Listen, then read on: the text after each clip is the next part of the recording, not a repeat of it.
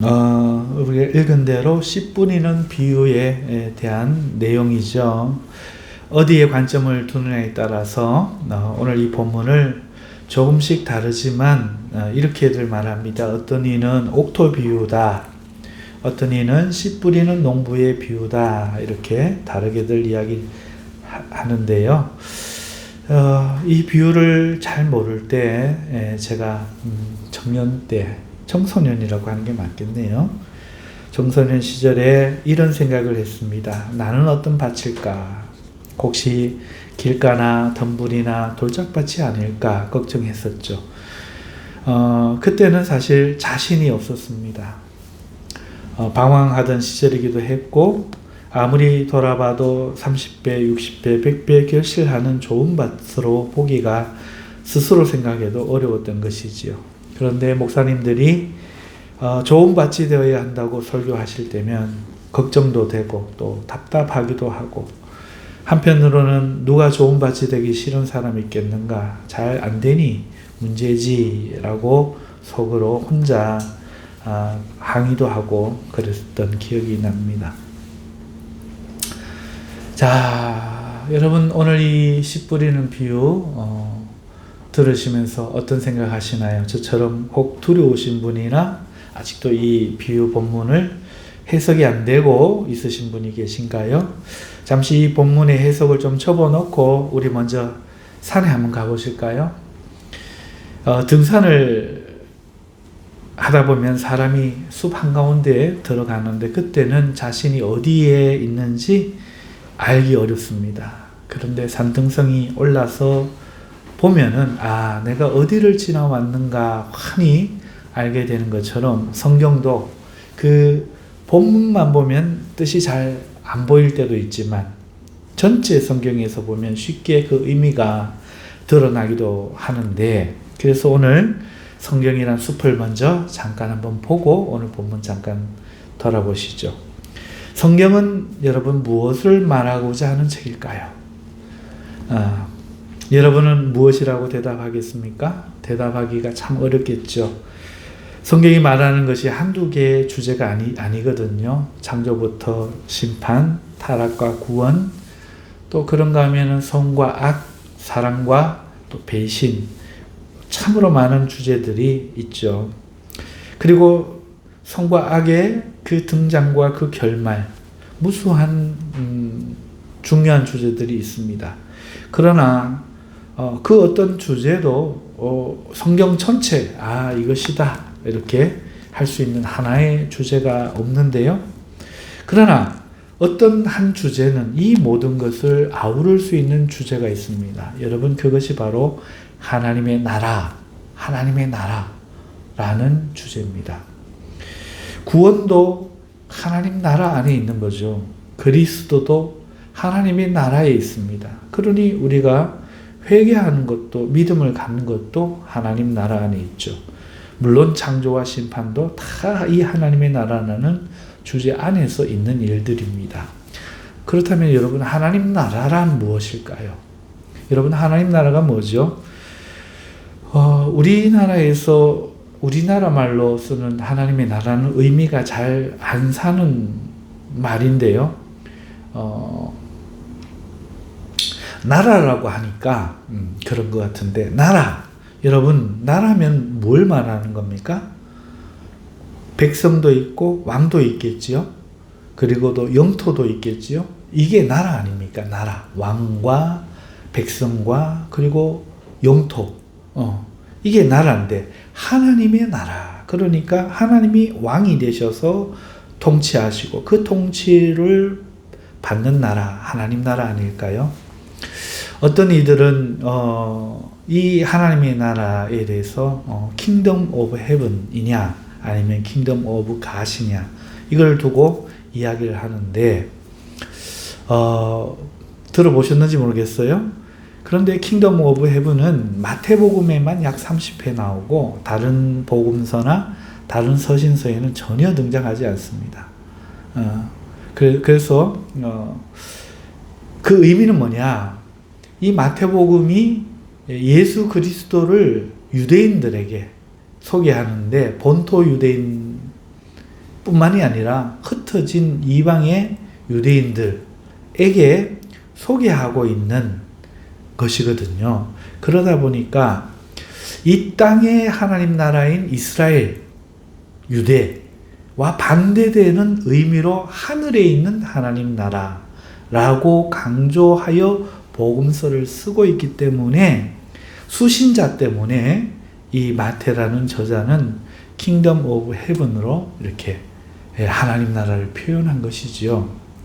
다른 의미 없습니다. 어쨌든 말하고 싶은 건 뭐냐? 오늘 이 땅에 하나님 나라 육체적으로 율법을 가졌고 또 예배 처소가 있고 십계명이 있고 성소가 있고 조상이 아브라함인 너희는 분명히 육체적으로 이 땅에 하나님 나라라고 생각하지만 정말 저 천국의 하나님의 나라와 합한 하나님의 나라일까? 이 주제를 다루고 있기 때문에 그렇게 썼던 겁니다. 어쨌든 하나님의 나라는 하나님이 주인이 되어야 되는데 그의 소유인 나라라는 뜻인데 너희는 지금 하나님이 주인이 맞느냐? 너희가 하나님의 소유라고 말할 수 있느냐? 이걸 묻고 싶은 거죠. 근데 똑같은 문제를 두고 유대인들은 힘들어했죠. 야, 하나님이 주인인데 왜 로마가 우리를 지배하고 있어? 빨리 그러니까 독립돼야 되잖아. 다른 관점에서 이스라엘은 말하고 있었던 것이죠. 어쨌든 최초의 하나님 나라는 어디에 있었을까? 성경을 보면요. 하나님께서는 이 하늘과 땅을 창조하셨죠. 그리고 그 안에 사는 모든 피조물을 창조하셨습니다. 그러니까 최초에 창조된 그 세계가 하나님의 나라죠. 모든 것이 하나님의 소유였고 또 하나님의 주권 아래서 통치를 받았죠. 그러니까 하나님의 나라, 왕국으로 성경은 시작하고 있는 겁니다. 그런데 금방 하나님 나라와 반대되는 나라가 등장합니다. 하나님이 만들지도 않고 세우지도 않은 나라, 바로 반역의 나라죠. 그리고 반역의 세상에 대해서 성경이 소개하죠. 아담의 불순종의 그 범죄와 그로 인한 타락은 하나님 동산에 살 자격을 상실하고 쫓겨나게 됨을 보여줍니다. 추방당했고 죄의 지배하에 들어간 사람은 스스로를 선하게 규정자가 되어서 자기에게 좋으면 선이고 자기에게 나쁘면 악이고 내가 행복한 것은 선이고 내가 불행한 것은 악이고 그렇게 스스로 선악을 판단하는 자가 되어서 하나님의 통치를 거부하고 스스로가 판단하면서 살아가는 삶. 그러니 동생이 하나님께 예배 드려서 제사해서 하나님이 받으셨다. 나는 무엇이 잘못된 걸까? 나도 바르게 해야겠다. 회개하는 것이 아니라 나를 잘못되게 비추게 한 너는 나에게 죽어야 한다 라고 동생을 돌로 쳐 죽인 가인을 통해서 하나님의 통치를 받지 않는 세상의 모습을 성경이 최초로 보여주는 거죠. 그리고 그들은 하나님을 떠나 동쪽으로 갑니다. 지금 태양신을 섬기면서 저 북한도 태양신 섬기는 나라죠. 김일성이라고 이름도 바꾸었죠. 그리고 축제도 태양절 축제입니다. 일본도 태양신을 숭배한 일왕, 태양신을 숭배하는 사람이죠. 세상의 모든 종교들의 태양신이 있습니다. 어찌됐든 간에 동방에 해 뜨는 민족인 우리나라뿐만 아니라 모든 사람은 스스로 하나님을 만들기를 원했죠. 그것이 반역의 나라입니다. 그런데도 이 사람들을 하나님의 나라라고 할 수 있을까요? 여전히 그들은 하나님의 피조물이었고 하나님의 것으로 살아가고 하나님이 지은 피조물 세계에 있지만 그들은 하나님의 지배를 떠나 있기 때문에 스스로의 삶을 사는 자들이기 때문에 사탄과 함께 반역자로서 하나님의 징벌의 대상이 되었음을 성경이 말하고 있고, 그 결과를 노아 시대의 홍수라는 심판이 보여주는 거죠. 그래서 하나님 나라라는 관점에서 한 사람의 잘못을 말하려는 게 아니라 성경이 하나님 나라에 대해서 보여주죠. 하지만 성경은 이러한 세상에 하나님을 또 보여줍니다. 하나님께서는 죽은 아벨 대신에 셋을 주시고 이 셋을 통해서 믿음의 사람들을 남겨주셨음을 기록하고 있는 거죠. 오늘 우리가 있는 이유입니다. 그 중심에 에녹이 있어서 에녹이 하나님과 동행함으로써 오늘 이 땅에서 하나님의 사람들이 믿음으로 하나님과 함께 동행할 수 있는 예표를 보여주었습니다. 그러나 그것이 참으로 드문 일이죠. 참 어려운 일이라는 겁니다. 그것을 보여주는 것이 노아 시대의 홍수 사건이었죠. 많은 사람들은 노아 가족 빼고 결국 반역한 무리에게 포함되었으며, 그러한 세상은 폭력적이고 불법이 만행하며 죄악이 관영했죠. 희망이 없으며 심판만이 남아있다는 것을 보여주는 겁니다. 그러나 하나님께서는 노아를 통해 그 노아의 가족을 구원하시는 것으로 새로운 인류의 시조를 세워주시고, 하나님이 이 세상에 긍휼을 베푸시며 멸망을 원하시는 분이 아니라 구원을 원하시는 분임을 그 일단락 천지 창조 이야기 속에서 하나님의 뜻을 드러냈던 거예요. 나는 하나님의 나라를 다시 재건하기 원한다, 이렇게 말이죠. 그리고 노아의 후손의 그 바벨탑의 사건을 통해서 성경이 말하는 건 뭡니까? 인류의 본성이라는 것은 아무리 그렇게 구원을 해놔도 하나님에게서 벗어나는 데 있다. 우리가 이제 하나님에게서 자유해지자, 물로 인하여 또 심판해서 우리를 또 흙게 만드는 지긋지긋한 하나님에게 막아서 보자. 바벨탑을 통해서 인류의 본성을 보여주시고, 그러면서도 동시에 하나님은 아브라함 한 사람을 불러 하나님의 나라로 삼으시면서 하나님께서는 이 세상을 구원하기 원하신다는, 하나님 나라를 만들기 원하신다는 뜻을 다시 확인시켜 줍니다. 그런데 하나님은 아브라함을 통해서 이 땅에 하나님 나라를 세우셨지만 하나님 나라는 실패하고 말죠. 왜? 그들 역시 동일한 본성을 가졌기 때문이에요. 하지만 그런 본성을 가진 사람도 어떻게 하나님의 백성이 될 수 있는가? 이걸 하나님이 아브라함을 통해서 말씀하고 싶은데, 어떻게 하나님의 나라가 이 땅에 존재하고 그 방법이 무엇이고 그 본질이 무엇인가? 바로 구약성경 역사가 그걸 보여주는데, 그 핵심은 하나님 나라가 되는 것으로 제시된 것이 언약을 맺음이라는 거예요. 언약 맺음이죠. 바로 아브라함과 그의 후손 이스라엘이 하나님과 땅의 언약을 맺음으로 하나님 나라가 되었다는 거예요. 하나님의 통치 영역인 가나안 땅에 가서 살면서 하나님만을 섬기고 하나님의 법을 따라 세상 사람처럼 살지 않고 하나님의 법을 따라 살아가면 그것이 바로 하나님 나라라는 거죠. 그러면 하나님께서는 무기가 없고 지혜가 없어도 하나님이 지키시고 복을 주시겠다는 것이 구약에 말씀하신 내용이었던 것이죠. 그러니까 사실은 숲에서 보면은, 멀리서 보면 전부 하나님 나라 이야기였던 겁니다. 하지만 이스라엘 백성은 타락한 사람들로 구성되어 있기 때문에 결국은 실패하는 겁니다. 하나님이 지겨운 거예요. 그래서 그들은 하나님 나라와 맞지 않음을 결국 드러냈던 거죠. 말로만 지켰던 거예요. 말로만 하나님 사랑하고 말로만 율법을 지키지 실제로는 전혀 그 마음에 하나님을 사랑하지 않고 어떻게 하든지 합당한 방법을 찾아서 하나님 말씀을 어기는 것으로 삼았던 거죠. 이혼 제도나 아버지에게 드리고 고르반 하는 거나 뭐 여러 가지 것들이 그런 일이었어요. 자, 그렇게 구약 하나님의 나라, 이 땅의 하나님 나라가 실패로 끝나더라 하는 것을 구약 성경이 보여줬죠. 그러면 신약은 무엇을 보여줍니까? 저와 여러분은 신약의 백성 아닙니까? 신약과 구약을 나누는 것이 뭐죠? 바로 예수 그리스도입니다. 그럼 예수님은 무엇을 가르치시고 무엇을 하셨을까? 예수님께서는 이 땅에 오셔서 공생애를 시작하시면서 회개하라, 천국이 가까이 왔다 선포하는 것으로 시작하셔요. 뭐라고요? 회개하라. 왜요? 천국이 뭡니까?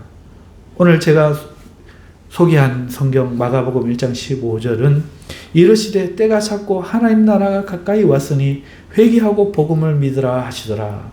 The time has come, he said. The kingdom of God has come near. 가까이 왔는데 하나님 나라가 가까이 온 거다. 그러니 너희는 회개하고 이 굿뉴스를 믿어라. 이렇게 지금 이야기하고 있다는 거죠. 그러니 한글 성경에는 잘 안 드러났지만 어쨌든 하나님의 나라라는 거예요. 하나님의 나라. 예수님은 하나님의 나라와 상관없는 그 어떤 내용이 아닌 바로 구약에 실패로 끝난 것 같은 그 하나님의 나라를 선포하심으로 시작하는 거죠. 그리고 그 이후에 예수님께서는 성경 어디를 뒤져봐도 하나님의 나라에 대해서 여러 비유로 설명하십니다. 옥토 비유, 오늘 우리가 읽은 본문이죠. 씨 뿌리는 비유. 하나님의 나라에 대해서 이야기하고 있는 거예요.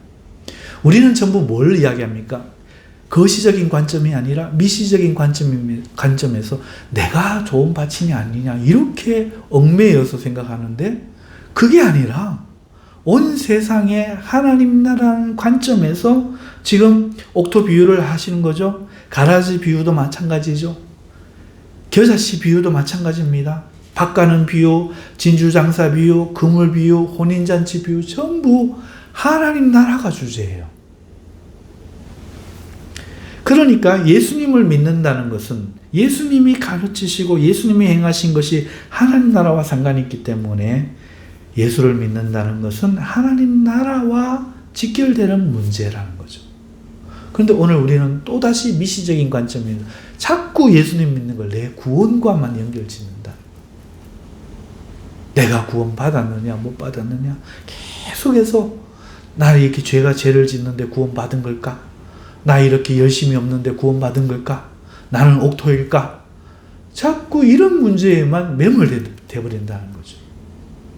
우리는 하나님 나라에 대해서 배워야 되고 하나님 나라에 대해서 선포되어야 되는데 유교적인 관점에서 율법적인 관점, 장로님 그래가 구원받겠습니까? 권사님 그래가 구원받겠습니까? 성도님 그래가지고 구원받겠습니까? 자꾸 한 사람의 선과 악, 정과 정의, 한 사람의 커트라인, 자꾸 엉뚱한 것으로 신앙이 가르쳐진다는 거예요. 그러한 마음을 가지고 오늘 이 본문을 보니 얼마나 이 본문이 어렵겠습니까? 예수님과 하나님 나라가 무슨 상관이냐? 하나님 나라 백성인 이스라엘이 실패한 옛 언약 대신에 예수님은 하나님 나라의 새 언약의 당사자가 되셨다는 거예요. 성경이 말하는 건 이건데 온 세상이 실패한 하나님 백성 되는 그 옛 언약, 네가 잘하면 된다. 이 언약에서 실패했기 때문에 누구든지 회개하고 예수님만을 믿기만 하면 내가 하나님 백성 만들어주겠다 하는 이 하나님의 새 언약, 이 새 언약의 속인데 자꾸 나는 내가 택함 받은 백성일까? 내가 구원받은 백성일까? 내가 이 상태로 구원받았다 말할 수 있을까? 자꾸 내 문제로 들어가는 거예요.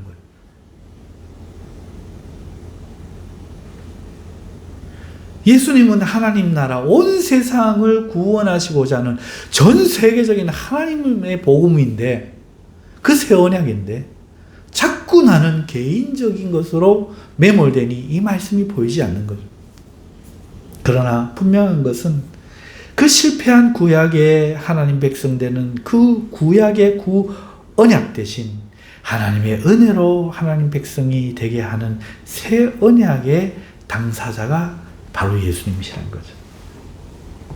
그리고 예수님께서는 아담으로 실패한 이 반역에 대한 책임, 인생이 행한 모든 개인의 죄의 형벌을 대신 지시는 사람으로 우리 모든 사람이 믿음으로 하나님의 백성이 될 수 있는 자격을 주시는 거죠. 그런데 자꾸 나 혼자 이렇게 믿어다 갖고 되는 걸까? 나는 택한 백성일까?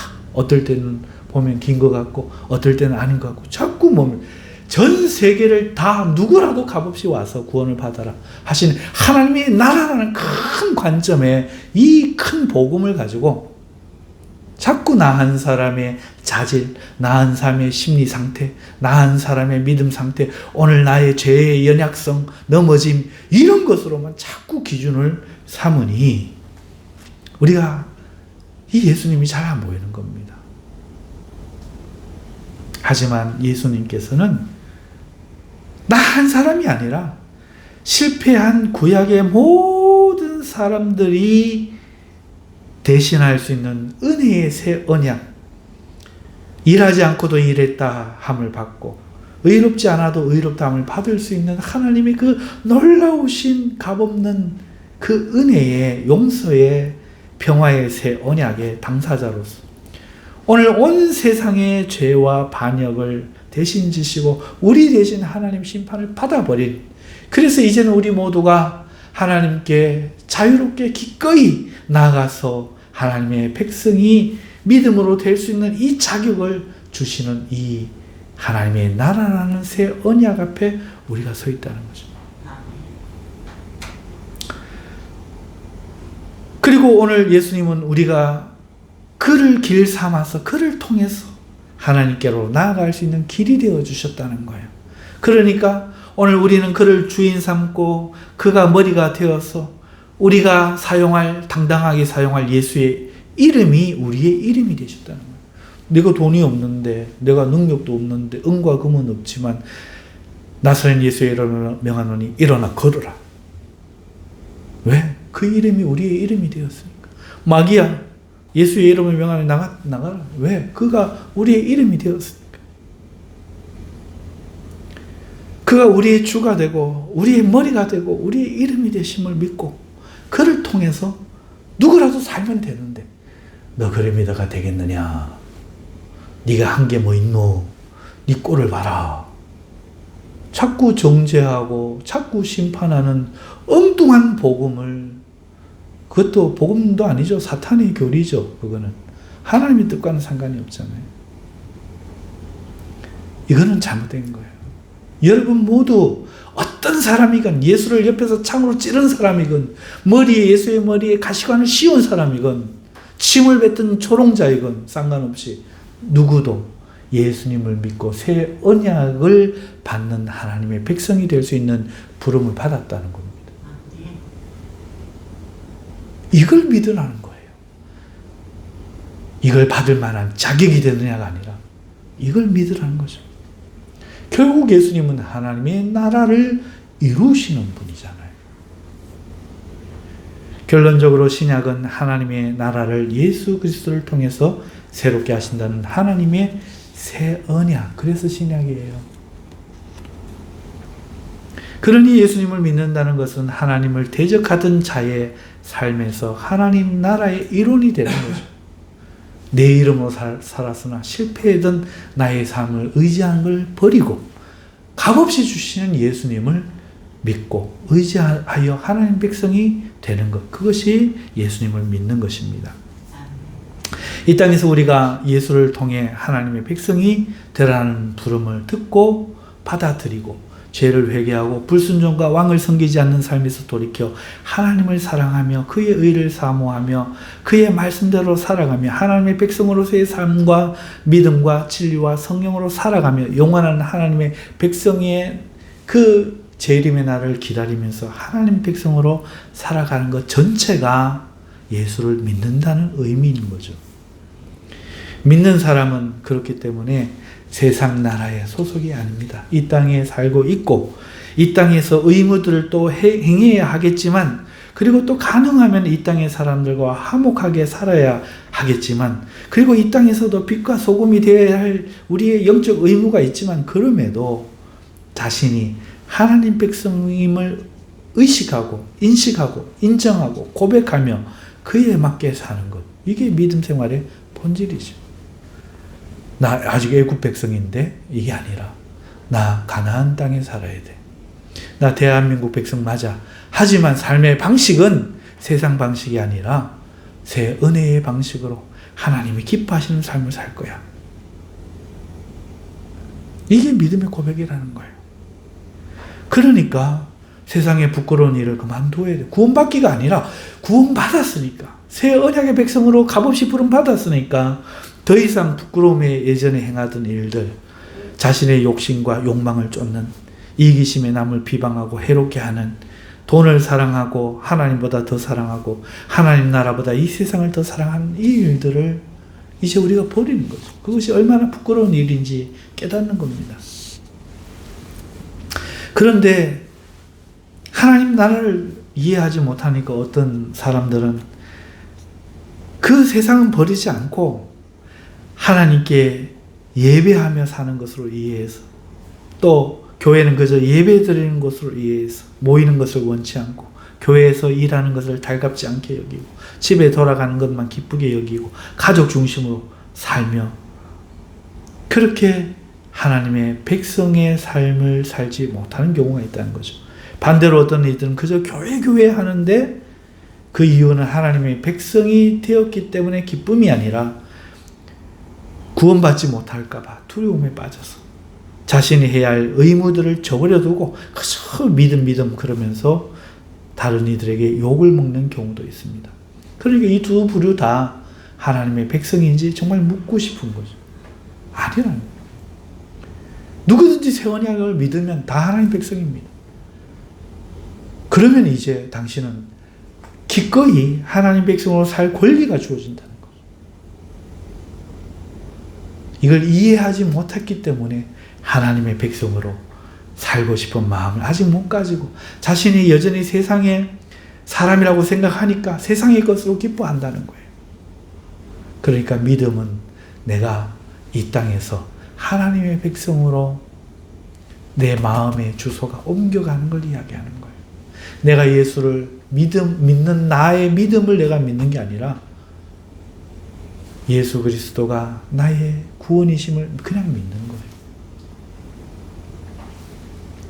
하나님의 백성으로 산다는 것은 하나님의 백성임을 기뻐하는 것이요, 왕이신 하나님을 자랑스럽게 생각하고 즐거워하는 것이요, 무엇을 하든지 그의 백성으로서 자신을 돌아보며 걸맞게 사는 즐거운 권리요 의무인 줄 믿습니다. 우리의 믿음은 자신의 신념이나 감정 상태가 아니라 하나님 나라라는 큰 주제 안에서 생각하고 결정하고 말하고 행동하며 왕이신 하나님의 통치 아래 스스로 살아가고자 하는 모든 삶이 바로 믿음이라는 거예요. 그러니 오늘 본문을 어떻게 해석할 수 있을까요? 예전엔 그렇지 못했는데 오늘 내가 조금 더 하나님 나라를 이해하고 있다면 그것은 하나님이라는 농부가 밭을 개간하여 씨를 뿌리시어 농사하듯 우리 스스로 할 수 없었던 그 일을 하나님의 성령이 오늘 하고 계심을 말씀하는 기쁜 내용이라는 거죠. 내가 밭이 되어야 된다. 너는 아직 돌짝밭이다. 누군가를 판단하고 규정하는 말씀이 아니라 황무지, 길가 같은 밭이었지만 하나님이 개간하여 돌짝밭에 돌을 다 끄집어내고 가시밭에 가시를 다 제거하고 옥토를 만들어 30배, 60배, 100배 하나님이 하나님의 나라로 만들어 가시는 하나님의 이 일에 대하여 예수님이 이 비유로 설명하십니다. 오늘 우리의 삶에 하나님을 깨닫고 하나님을 알아가고 하나님을 향한 선한 소원이 생기는 것은 모두가 바로 이 하나님의 은혜의 힘을 우리는 즐겁게 찬송해야 되는 것이죠. 주의 말씀을 듣는 자들이 그 비밀을 묻고 오늘 본문에 보면은 답을 얻었잖아요. 제자들뿐만 아니라 다른 무리들도 있었잖아요.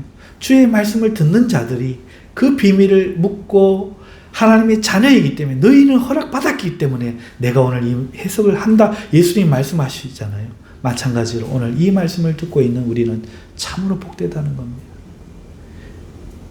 하나님이 허락하시지 않으면 들을 수가 없는 거죠.